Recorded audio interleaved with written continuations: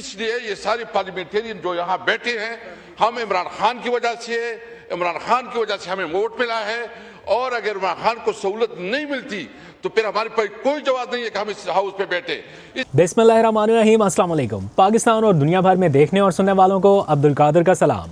पाकिस्तान में 15 मई है और मैं इस वक्त पेरिस में हूँ। हमारा चूँकि सफ़र जारी है और आज हम पेरिस में पड़ाव कर रहे हैं, तो यहाँ का मौसम काफ़ी खूबसूरत है, बारिश हो रही है, थोड़ा ठंडा भी है। लेकिन बात करते हैं इस्लामाबाद के गर्मा गर्म सियासी वेदर की, क्योंकि आज इमरान खान के नाम की गूंज पार्लियामेंट में सुनाई दी और काफ़ी अरसे के बाद बड़ी गर्मा गर्म बहस हुई है। पाकिस्तान तहरीक इंसाफ ने बहुत टाइम के बाद ही सही, लेकिन ये मौक़िफ़ अपनाना शुरू कर दिया कि हम चूँकि इमरान खान के नाम पर वोट लेके आए हैं और अगर इमरान खान को सहूलत नहीं दी जा सकती तो हमारा असम्बलियों में बैठने का कोई फ़ायदा नहीं है, फिर हम असम्बलियों से निकलने को तरजीह देंगे। ये बात आज बड़े ज़ोर शोर से दोहराई गई, ना सिर्फ सेनेट में बल्कि कौमी असम्बली में, यानी दोनों ऐवानों में इमरान खान के हवाले से बातें हुई हैं। क्या डिटेल्स हैं इसके बारे में बताते हैं, क्योंकि हुकूमत अब इमरान खान के मामले को सुलझाना चाहती है या उसके हवाले से मुलाकातों की हद तक, बाकी डिटेल्स की हद तक नहीं, मुलाकातों की हद तक कुछ मामलात में पेशरफ्त करना चाहती है। उसलिए एक पेशकश पहुंचाई गई है महमूद अचकज़ई तक। क्या कहा गया आज ऐवान में, फ्लोर ऑफ द हाउस, उसकी तफसील शामिल करते हैं। और प्लस इमरान खान के 190 मिलियन पाउंड केस का आज तहरीरी फ़ैसला जारी कर दिया गया है। वो जो मरकज़ी अपील से मुतालिक मामला था ना, उसका तहरीरी फ़ैसला जारी किया गया है। क्या कहा गया है उस फैसले में, उसकी डिटेल भी शामिल करेंगे। और मौलाना फजलुर रहमान एक बार फिर से ज़रा क्या कहते हैं उसको, जारहाना मौक़िफ़ के साथ सामने आए हैं। अचानक से ऐसा क्या हुआ पिछले कुछ दिनों में कि मौलाना बड़ा सख्त मौक़िफ़, बड़ा सख्त स्टैंड ले चुके हैं। जब जब तरमीम आती हैं तब तब मौलाना का एक अलग ही रूप देखने को मिलता है। अभी फिर तरमीम आ रही है, फिर मौलाना उसी मोड में नज़र आ रहे हैं और एंड पे लगेगा कि शायद मौलाना फिर वोट दे के चल दिए। बहरहाल इन सब के ऊपर एक एक करके बात करते हैं, ख़ास तौर पर इमरान खान के हवाले से। लेकिन एक ख़बर आपके साथ पहले ज़रा शेयर कर दूँ। ख़बर तो नहीं है, लेकिन मेरे लिए ये बड़ी हैरान कुन मालूमात थी, मुझे नहीं पता था कि ऐसा हो रहा है। आज मेरे इल्म में भी इजाफा हुआ, सोचा आपके साथ भी शेयर करूं। इंडिया, हमारा हमसाया मुल्क भारत, वहाँ पर पेट्रोल की कीमत बढ़ी 3 रुपये फ़ी लीटर। और आपको पता है कितने टाइम के बाद बढ़ी? 4 साल के बाद, 2022 के बाद पहली मरतबा इंडिया में पेट्रोल की कीमत बढ़ी है। मुझे नहीं पता था कि इतने लंबे गैप तक वहाँ पर एक ही कीमत स्टेबल है, यानी 4 सालों तक उन्होंने कोई 90 रुपीज़ से कम पे पेट्रोल और डीज़ल बेचा। अब उसमें सिर्फ 3 रुपये या शायद 3% तक का इजाफा किया है। वो जितना भी हो तो 3 रुपये ही बनेगा, क्योंकि 100 रुपये से कम पेट्रोल और डीज़ल था अभी भी, इजाफे के बाद भी। तो 3% भी कर लें या 3 रुपये कर लें, एक ही बात है। तो जनाब मैं बड़ा हैरान हुआ कि यहाँ पर तो हर हफ्ते पेट्रोल की कीमत बढ़ती है, और पहले 1 महीने के बाद बढ़ती थी, फिर 15 दिन कर दी गई, और अभी जंगी सूरत हाल के बायस तो हर हफ्ते मालूम नहीं कि अगले हफ्ते पेट्रोल की क्या कीमत होगी। तो मेरे लिए ये बड़ी हैरान कुन सूरत हाल थी कि कैसे इंडिया ने 4 साल तक 2022 से लेके 2026 तक एक ही कीमत में पेट्रोल बेचा, और जब से ये जंगी सूरत हाल शुरू हुई है तब भी उन्होंने पेट्रोल की कीमत बरकरार रखी। और अब पहली बार उन्होंने इजाफा किया, वो भी इस जंगी सूरत हाल की वजह से, अदरवाइज़ शायद ना करते। पहली बार उन्हें इजाफा करना पड़ा और सिर्फ 3 रुपये का, और उसके ऊपर भी इंडिया में वबाल मचा हुआ है कि 3 रुपये का इजाफा क्यों कर दिया गया। उनकी ऑपोजिशन, उनके बाकी जितने भी पार्टीज़ हैं, वो भरपूर आवाज़ उठा रहे हैं। और यहाँ पर कितना इजाफा होता है एक बार में, और चूं तक नहीं है। ऑपोजिशन इतनी फ्रेंडली बन गई है कि उनको, चूँकि ऑब्वियसली इमरान खान एक बड़ा इशू है उनके लिए, वो सारी तवज्जो उस तरफ लगाते हैं, तो बाकी ये छोटे छोटे इशूज़ जो हैं, बड़े बड़े इशूज़ जो हैं, वो छोटे रह जाते हैं। खैर, मेरे इल्म में इजाफा हुआ, मैंने सोचा आपके साथ भी शेयर कर ले। है ना हैरान कुन मालूमात। आगे बढ़िए, इमरान खान की सूरत हाल के हवाले से बात करते हैं। आज पार्लियामेंट में इमरान खान के नाम की काफ़ी गूंज सुनाई दी, और पीटीआई ज़रा जारहाना मौक़िफ़ इख्तियार करती दिखाई दी पार्लियामेंट में, और ये कहा गया कि हम इमरान खान के नाम पर वोट लेके आए हैं। अगर इमरान खान को सहूलत नहीं मिलती तो फिर हमारे यहाँ बैठने का कोई फ़ायदा नहीं है, फिर हम सोचें कि हम असम्बलियों से रिज़ाइन कर दें या असम्बलियों से निकल जाएँ। मतलब एक ही है। असद कैसर ने आज ये बात की है, इंट्रो में शायद आपने सुन लिया हो, नहीं तो मैं यहाँ पर सुना दूँगा। बड़ा क्लियर उन्होंने कहा। अब ये एक पीटीआई में मौक़िफ़ पाया जाता है, एक सेंस पाई जाती है। कुछ लोग तो ऐसे हैं जो कह रहे हैं कि अगर इमरान खान ने नहीं निकलना या उनको सहूलत नहीं मिलनी तो हम ये मुल्क ही छोड़ दें। वो ऐसी बातें भी करते हैं, जैसे वो जिनका बेटा बाहर जाके जिन्होंने असाइलम क्लेम किया, उन्होंने ये बात की ना, इकबाल आफरीदी साहब ने। और कुछ लोग ऐसे हैं, अक्सरियत पीटीआई में से ऐसी है, मतलब अक्सरियत नहीं कह सकते, लेकिन कुछ आवाज़ें ऐसी हैं जो कहती हैं कि अगर इमरान खान को हम रिलीफ नहीं दिला सकते तो फिर असम्बलियों में रहने का क्या फ़ायदा। और कहीं कहीं ऐसे सिग्नल्स आते भी हैं कि असम्बलियों से निकला जाए।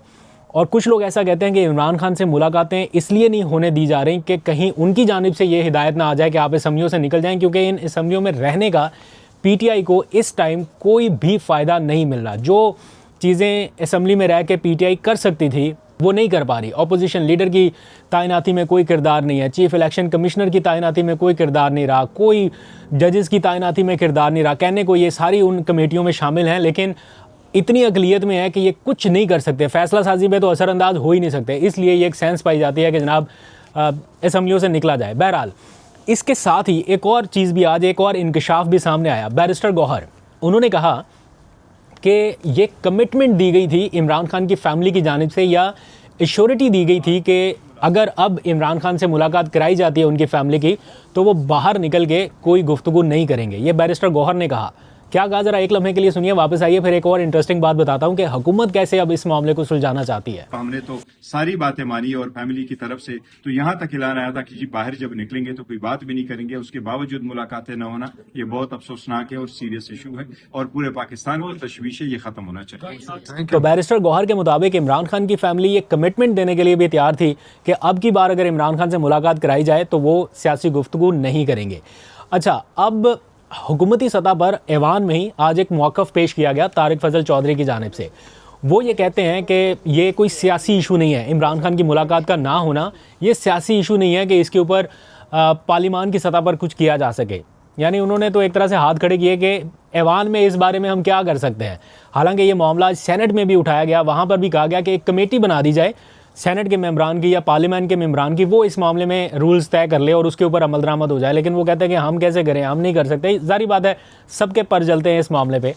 तो आज तारिक फजल चौधरी साहब ने कहा कि ये सियासी मामला नहीं है, लेकिन हम इसको सुलझाने के लिए या इसमें पेशरफ्त के लिए कोशिश कर रहे हैं कि अपोजिशन लीडर महमूद अचकज़ई और वज़ीर-ए-आज़म शहबाज शरीफ साहब की मुलाकात हो जाए। ये 2 दिन से हम व्लॉग में भी डिस्कस कर रहे हैं कि ये पैगाम बार बार भेजा जा रहा है कि मुलाकात की जाए। अब उसमें हर्डल क्या है मुझे मालूम नहीं है, क्या हर्डल है।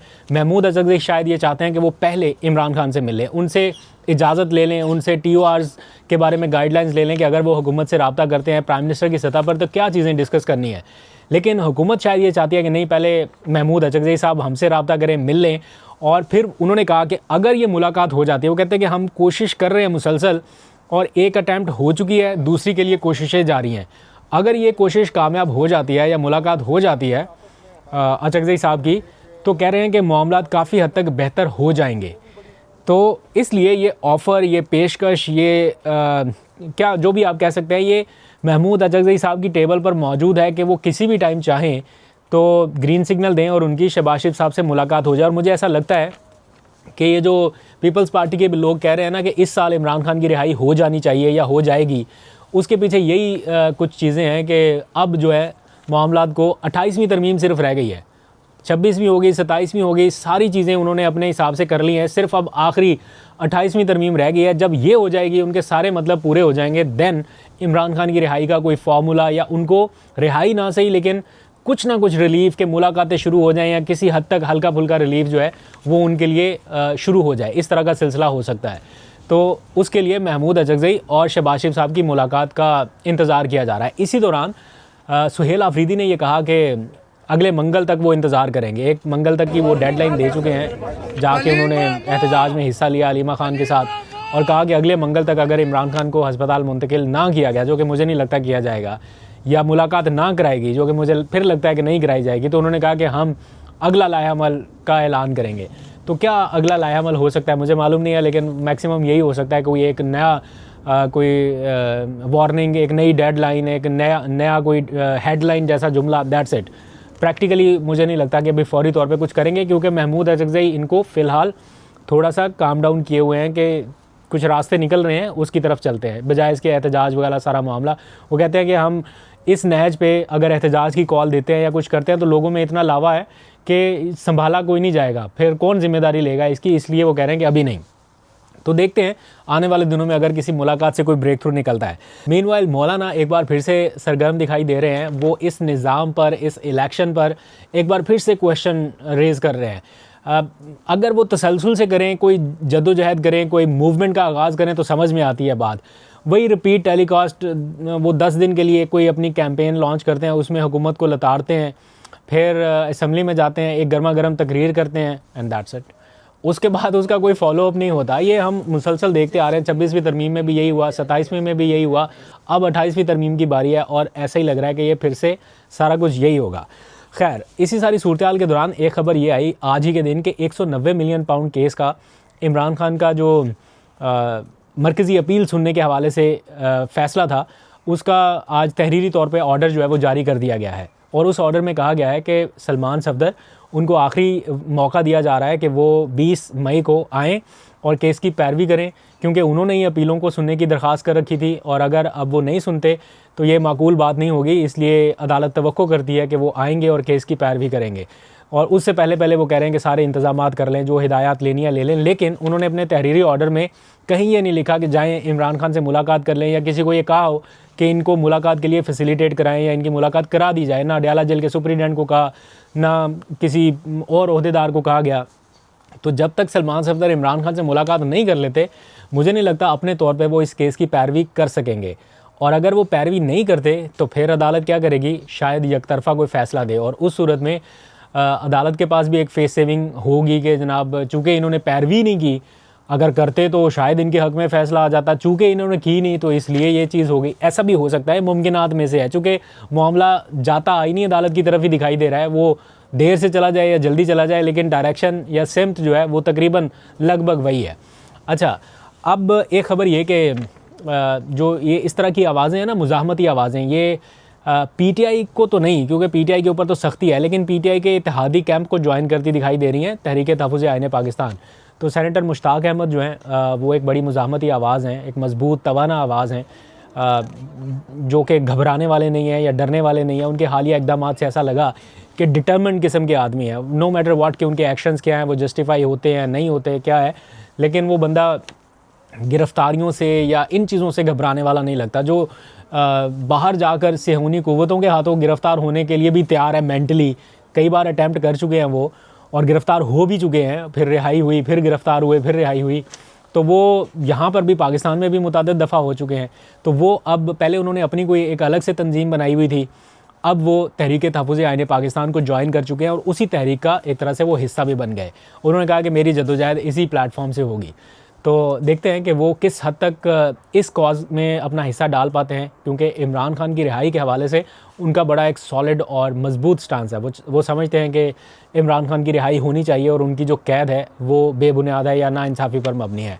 तो उनको कोई कामयाबी मिलती है या नहीं मिलती, इसके बारे में और प्लस खैबर पख्तूनख्वा की एक इनामी स्कीम, इसके बारे में अगले व्लॉग में ज़रा जिक्र करेंगे तफसील के साथ। मैंने कल भी करना था लेकिन थोड़ा टाइम कम है, तो अभी हल्की सी बारिश रुकी है, तो कहीं निकलते हैं, एक्सप्लोर करते हैं पेरिस को, घूमते फिरते हैं। थोड़ा सा बारिश करने नहीं दे रही, अपनी तरफ से कोशिश जारी है। यानी हम आपको अपडेट करते रहेंगे, जहाँ जहाँ पे थोड़ी सी स्पेस मिलेगी तब आपसे बात होगी। अपना बहुत सा ख्याल रखिए, अल्लाह हाफ़िज़।